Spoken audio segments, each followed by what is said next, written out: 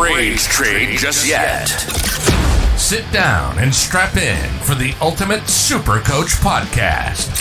It's time to win your leagues and dominate your mates. This is the Dual Position Podcast, hosted by Whisperer and SCAdrianasaurus.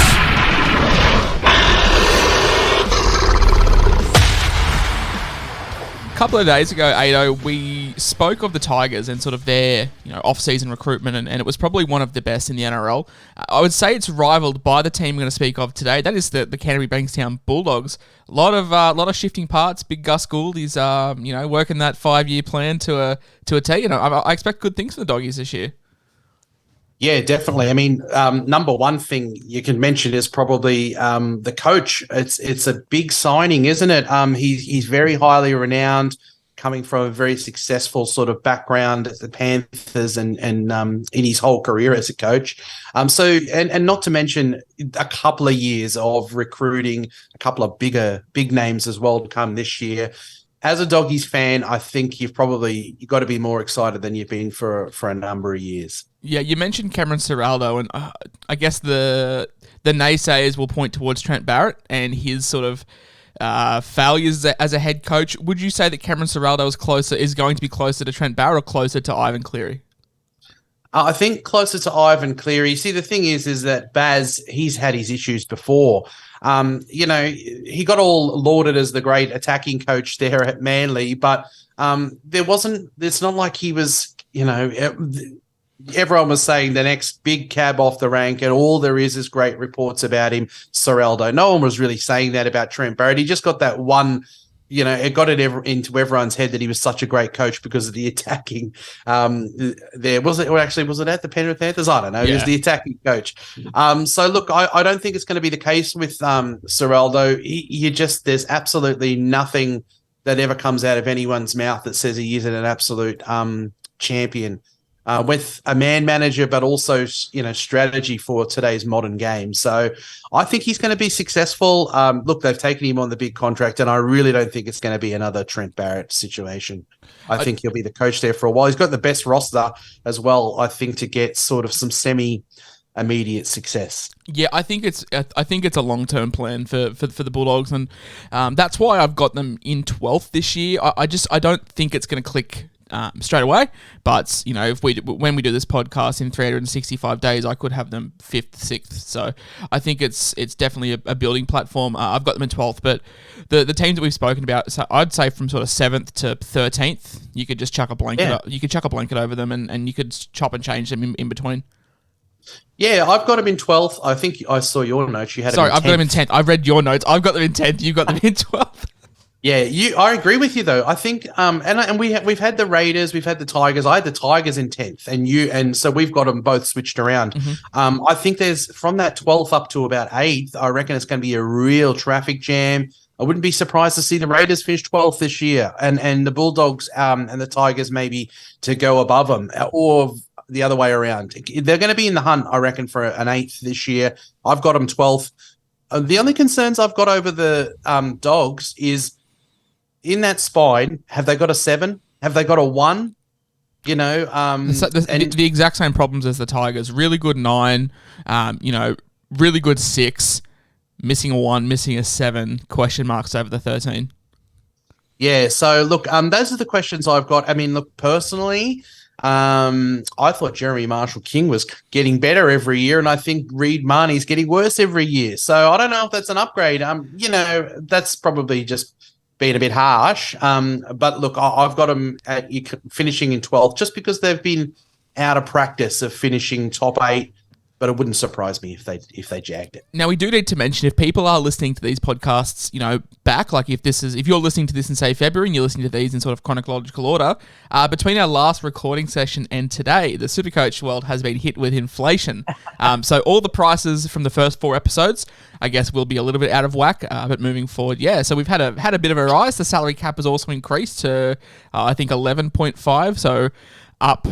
What's that? 15%, if I can do my math correct. So some player prices today might not equate to what we've spoken about in previous days, but Yeah, I guess what are your initial thoughts with the moving prices? It hasn't changed much because everyone's gone up, in percentage wise. But hey, if we play Supercoach in 4 or 5 years, $1 million could be the norm for a gun. Yeah, well, that's right. So for this year, it's not going to make any difference. You'll have noticed that you still have the same roster that you picked when the prices were down because it's all relative. The prices went up accordingly. You might have made a couple of $100. Couple of $100, yeah. So it's not going to make a difference to how we go this year. I don't think it's going to affect their BEs and stuff. But yeah, in a few years, with this as a starting point, yeah, that we could see the price. Yeah, what we think is a normal price. So when we're going through the prices of these guys today, you're like, what the hell? Viliami Kikau, nearly 700K. Well, they've gone up. So, it's relative to the rise that we've had. I guess some non-Bulldogs news we'll get out of the way. Big Johnny Bateman also added to the game, 622K. That was 550 in the old price. So he's priced at a 59 average. I'm sure Ado and I will get into him when we do positions, but just a little bit of shake up between the last recording and now. But let's get into the doggies. I've got them in 10th, you've got them in 12th, as we've said. We both do agree on one thing. They have no standout guns, I guess you could say. You and I were very tempted to put Matt Burton in the gun category, but he's probably not quite there. He's not in the same echelon as like a Munster. To start with, but no outright, I guess, guns to speak of, and we do have Viliami Kikau, both of us, in the bum category, 686K, coming off a very, very potent Panthers side. He's probably going to line up on that left-hand side, so he'll have Matt Burton feeding him ball, but it's just a lot of money to pay moving to a new club when I'm sure he'll finish the year very well. But to start the year, a little bit of unknowns for me. Yeah, look, he's 65 average last year, being fed balls by, Luai and Cleary, who are like the representative halves in a team that's a well-oiled machine. Look, it's probably a good thing that it's Burton, and they've probably had a bit to do with each other in the past as well, which is a good thing. But it's, again, going from that premiership winning team back-to-backs down to the Dogs, I worry about whether he's going to be fed, as slick as he's been fed in the past. He has been a sort of in and out of games type player traditionally, but he had a ripping year last year. I think he wanted to go out on a high note with the Panthers, and he did do that. I think that he's going to be a real benefit to Burton this year because sometimes Burton's going to get a try assist just because it was Viliami Kikau running onto the ball, and in the past that wouldn't have been a try assist at all because there's no try. I was tempted to put Burton in a gun because that's where I think he's going to be this year. I think he's going to be in the top 3 5/8s this year because of points. I think they're going to score a lot more points this year, the Dogs. And I think that there's going to be some bigger targets out there in Kikau. And, hopefully a fit TPJ and RFM, some big bodies who run good lines. I think that's going to benefit Burton. But, I mean, look, if we're being serious, he's probably going to be a bounce back because we think he's going to do better than he did last year. But I think he'll be a 70, close to 70, averaging 5'8" this year. Kikau, on the other hand, I think will probably, if he was 65 last year, I think he'll probably be 60, I reckon, as a conservative guess. Yeah, I reckon post-Origin he could be pushing 65 once everything clicks. But to start the year, I think he does come off slow. When you do mention Burton, I think Kikau could be a big winner there. I think a lot of teams will send double teams at Kikau in terms of like the centre and the halfback like jamming in, which could definitely free up some space for Burton to put balls at the back. Yep, definitely. And I mean, even in goals, like let's say he gets 2 more goals a game, that's all going to help. Yeah, it's 8 points there. So it'll definitely improve it, and I do like that. We both are not a fan of Max King. 540K does have the Jill. I'm just not too sure how much progression Max King has. Max King isn't young. Even though last year was his breakout year, I think he's 25, 26, so he's not young. And I just don't know at 540K, and we'll touch on him, but when you can get Luke Thompson at 512K, who definitely has more upside, I think Matt King is a bit of a trap, in all honesty. Yeah, I think so too, because the reason why he had a breakout year last year is because We had issues with TPJ on the injury front. We had Luke Thompson out for big parts of the year. Just adding those two back in, we didn't have RFM for a good part of the year as well. I mean, if these guys are just injected back in, he's probably the one that goes to the end of the pile, isn't he, for minutes? And last year, one of the things that was good about him were like, wow, Max King keeps getting the good minutes. He's getting 40, 50 minutes. And he absolutely was essential, I think. He was such a great player for him last year. But, if Luke Thompson is in there now and you've got TPJ, you've got RFM, I just think that there's probably a jump backwards for him this year. Yeah, I think I owned two players from round 1s to round 25 last year. One of them was Isaac Tago, and the other one was Max King. Yeah, very good, very, very good last year, and the duel is nice, but yeah, I do think he is probably the first player to have minutes come down next year, and I'd much rather take a flyer on Luke Thompson, who we'll touch on shortly. However, you've got one more person in your bum category, and I've got the same person in my bounce back category. It's Reed Mahoney, 575k. Now, the reason why I've got him in the bounce back category, and I'm probably reading way too much into this, but I just look at what Seraldo did with, Appy Coruscant. Maybe I'm just trying to put two and two together where the connection's not there, and we're building narratives in the preseason. That's what the preseason's all about. But surely it doesn't get any worse for Reed Mahoney, does it? Well, I mean, what have we seen? What have we seen from him that makes us think that he's going to be better? I mean, maybe the coach, but Brad Arthur got the old Parramatta Eels to grand final last year, and Reed got himself up near representative duty at those Parramatta Eels, and look, they've had a great roster as well. I don't actually I think he's a little overrated.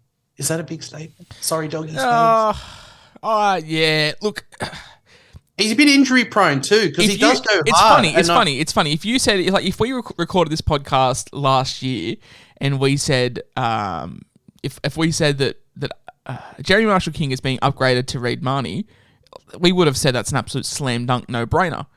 But yeah, Jeremy Marshall-King played really, really good last year, and Reed obviously had a slow year, and now the move looks a little bit questionable. I've still got faith in Reed. I'm not expecting him to be a world beater. I don't expect him to compete with Cook, Robson, and Grant. But yeah, I think he could probably push back and being the fourth best hooker. I don't see him presenting a whole lot of Supercoach value at 574k when you can be cheaper and get Cheese, or go a little bit more expensive and get Robson. But I do expect an average bounce back from Mahoney, maybe a 2 or 3 point upgrade. Yeah, I mean, what did he average last year? I think he's got to be. You can go one or the other way. It will be a couple of points, I reckon. He's in a really crap price point when you've got, like I said, Brandon Smith cheaper and Robson that little bit more expensive. But a guy that you and I both absolutely love this year, me probably more so than you, because he is in my team at the moment, as we saw with my team reveal. It's Luke Thompson, 512k, dual front row forward 2RF. Expect him to line up in the front row pairing with Max King. And the minutes-wise, this is probably the only question mark for me with minutes, because there is a lot of middles at the Bulldogs. But we saw, in his first stint before injury, he averaged 66, so he was exceptional. Yeah, that's it. I think when you look at the ones that are in the price points here, you could think of a Christian Welsh, but that he's coming back off a big injury. You like Lindsay Collins at his price point, but, there's also a worry about how many minutes he's going to get. And also he nearly knocks himself out every time he runs on the bloody field. So if the head's right and he's here for the whole year and he's fully invested, I reckon Luke Thompson is...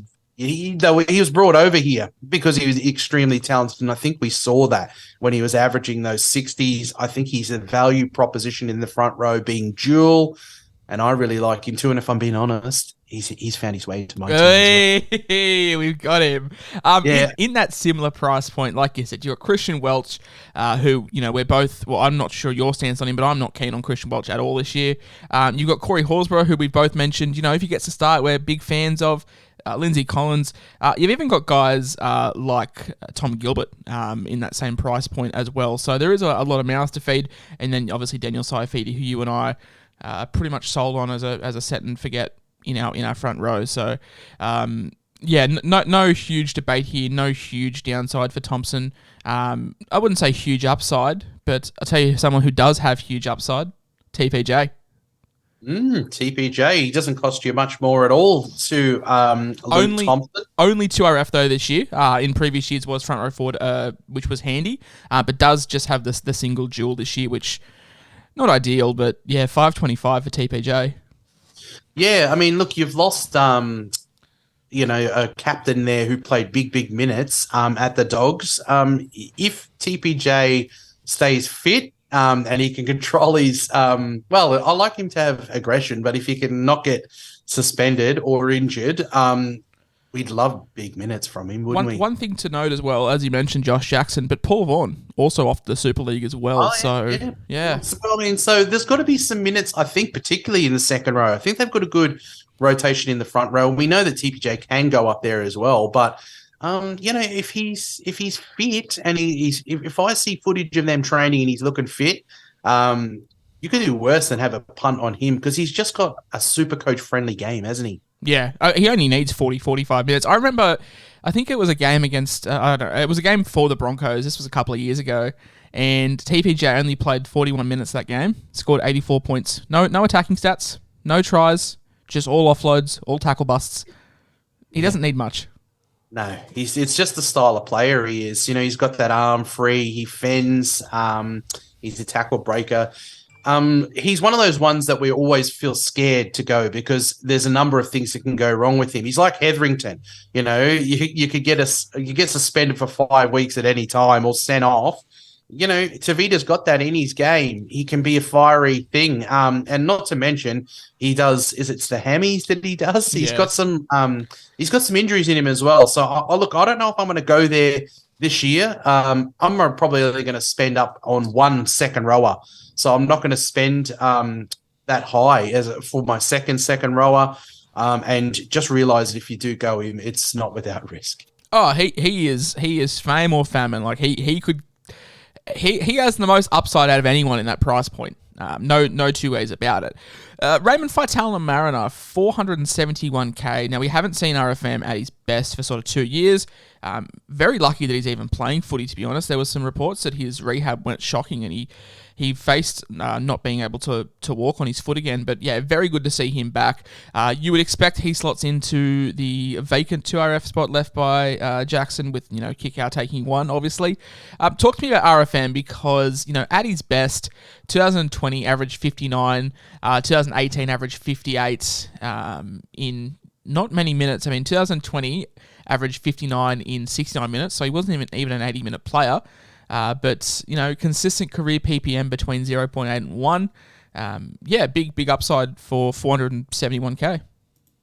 Yeah, that's the thing with him. All of us, who have been fans of RFM and who've wanted for him to be healthy enough to play consistent first grade. We've seen that he's got a bit of Supercoach, ability about him.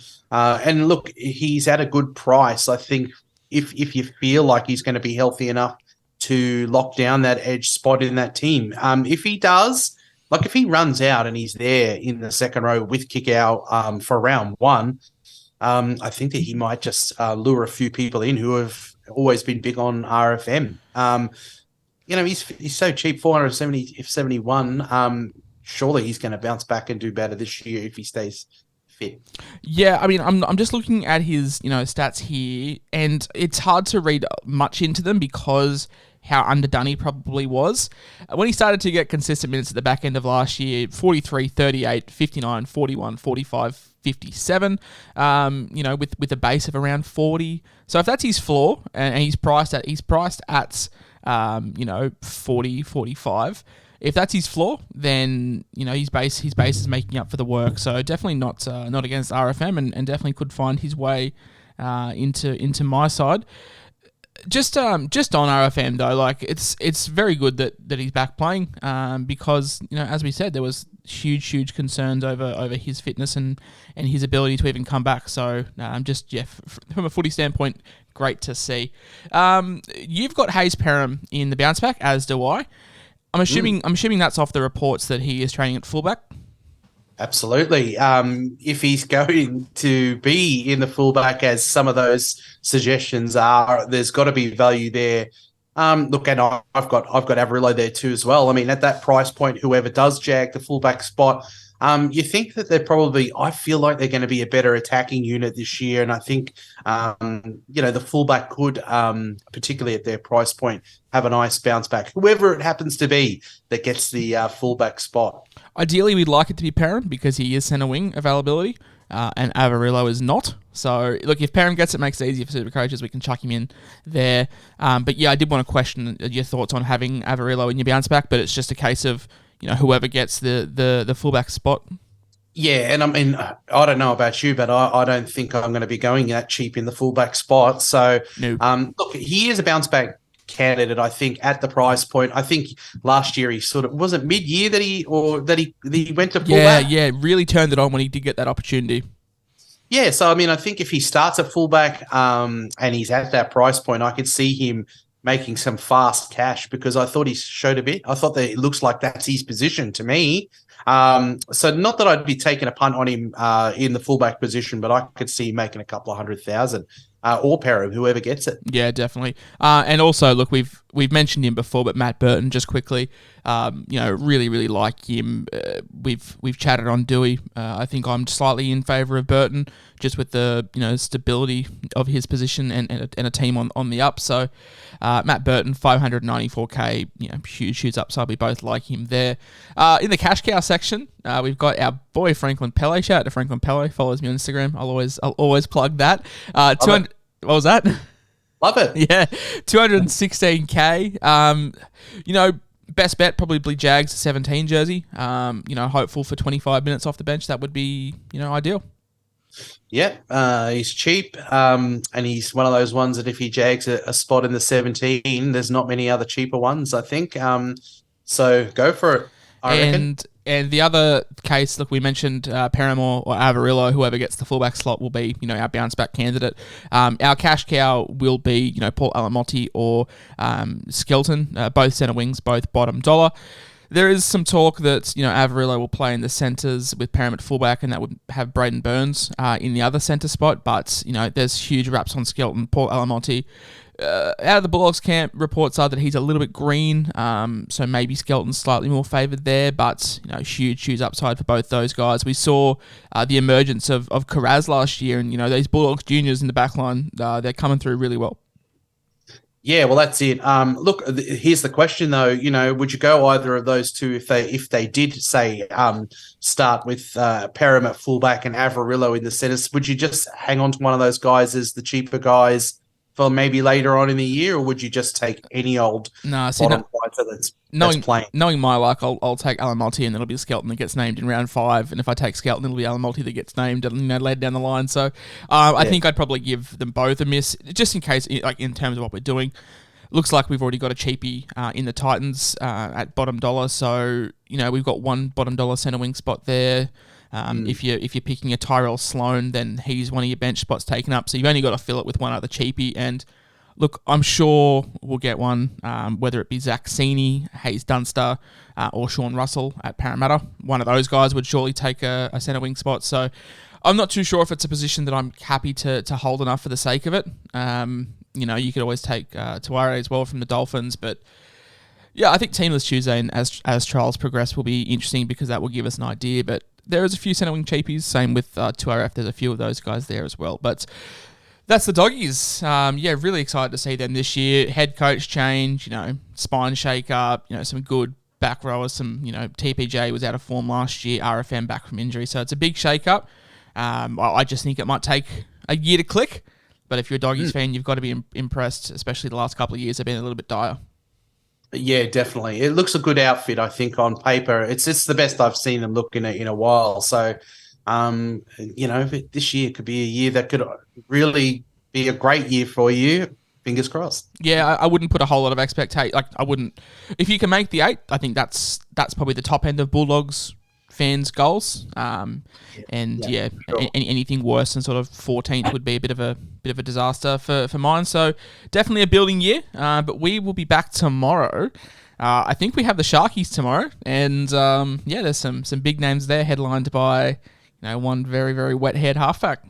Oh, what gorgeous wet hair he's got. We'll see you tomorrow, guys. Have a good one. See you later.